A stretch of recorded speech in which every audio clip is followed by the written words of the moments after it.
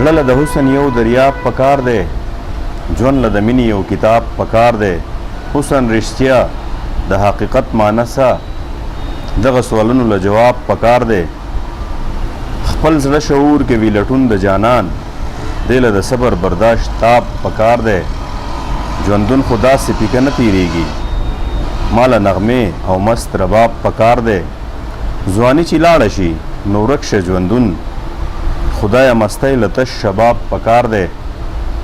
ساقي پیاله باران او شونډې د یار، په داسې وخت کې چنګ رباب پکار دی.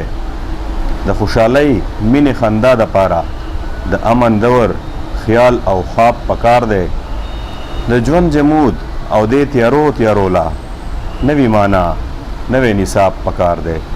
کتونکو سلامونه او نیکې هیلې. د عطیف خان د شعري مجموعې د شعور رڼا نه د ژوند دا ترانه تاسو ته ما ډالۍ کړله.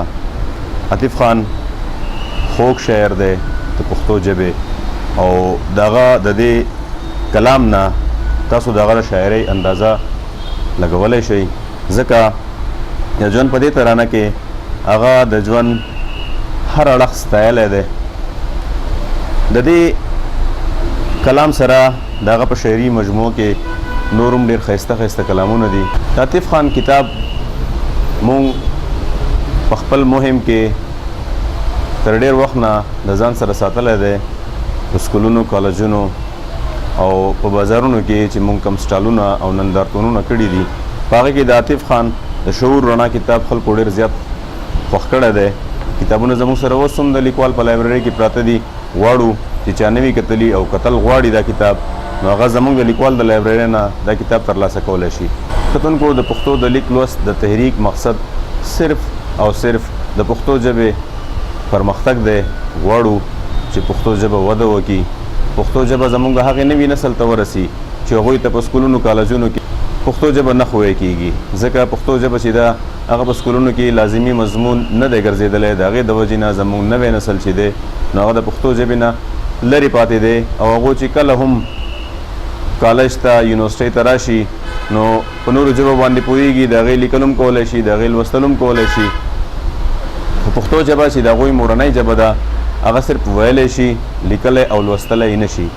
زیاتره الفاظ د پښتو ژبې داسې دي چې هغوی له ورځي نه، نو غواړو چې مونږ پښتو ژبې له نوره وده ورکړو، هر عام وګړي ته یې ورسوو، او خصوصا نوي نسل ته یې ورسوو چې زموږ نوی نسل د پښتو ژبې نه خبر شي، د هغې د املا نه خبر شي. کتونکو پښتو ژبې له وده ورکول او هغه د پرمختګ په لاره باندې روانول د یو تن کار نه دی، د دوو تنو کار نه دی.